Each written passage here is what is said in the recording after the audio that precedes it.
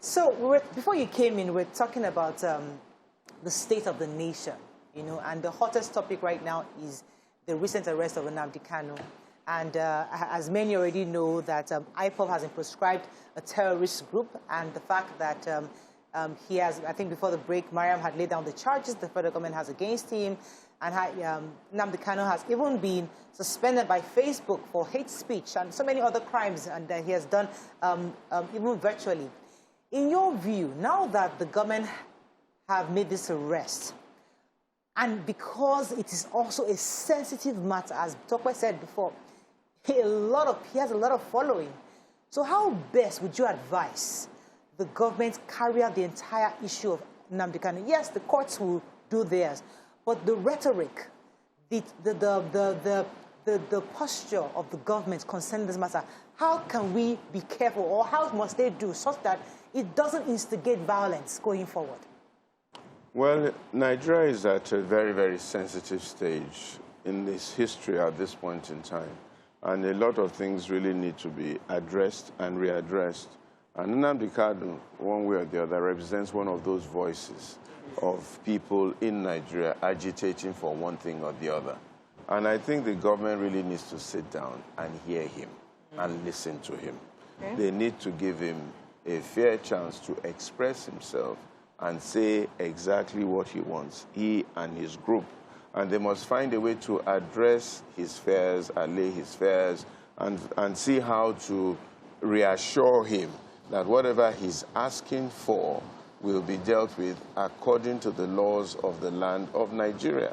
So, for example, if he's asking for a new state in Biafra, a new whatever it is, there must be a process in the laws of Nigeria by which an agitation for something like that can be dealt with. And let us then follow that process. If he's going to go and look for a referendum, he's going to go and talk to 20% but let me throw this in as a follow-up. But how does a government negotiate or have a conversation with the man? Let me just quote him here. He says, "Our madness has just begun." Okay. Every night, young men would not sleep.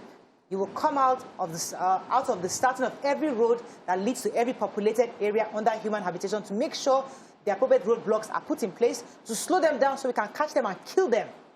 That's what we want to do.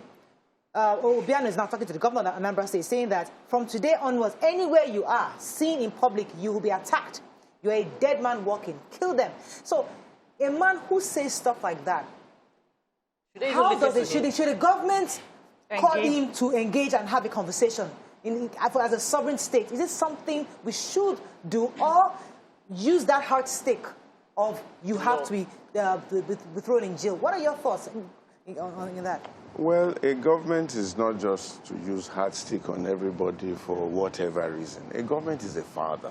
A government, I mean, your child is in the house, he's crying, there's something wrong with him, or he's using wrong language and all manners of things. There must be a process by which you can actually address what he's saying. If he's not mentally okay, there's something to be done for it. If he's really serious and he knows what he's saying and this is what he's saying, then there must be a reason why he's saying so, and that must be addressed. You know, you just don't assume everybody is, there's something wrong with everybody, right, and then you grab him, you clamp him into jail, you do this, you do that. It must be proven that whatever he's doing is subversive to this country, right, and is going to cause disarray. And everything must be clear, everything must be transparent, everything must be properly seen, and then the right action must be taken. And then you can get the support of everybody knowing that Nnamdi Kanu has been given a fair hearing, right, according to every process and every court and every procedure in this country. Right. Pastor, you've heard our president, you know, we complained in the past that he didn't speak, but he's spoken a bit in recent times. Do you believe that, based on what you've heard from our president, and you know, we need hope, but in a very honest way, do you believe that our president and the administration at hand can handle the situation in a way that will not degenerate? And what would be your advice to them on how to go about it?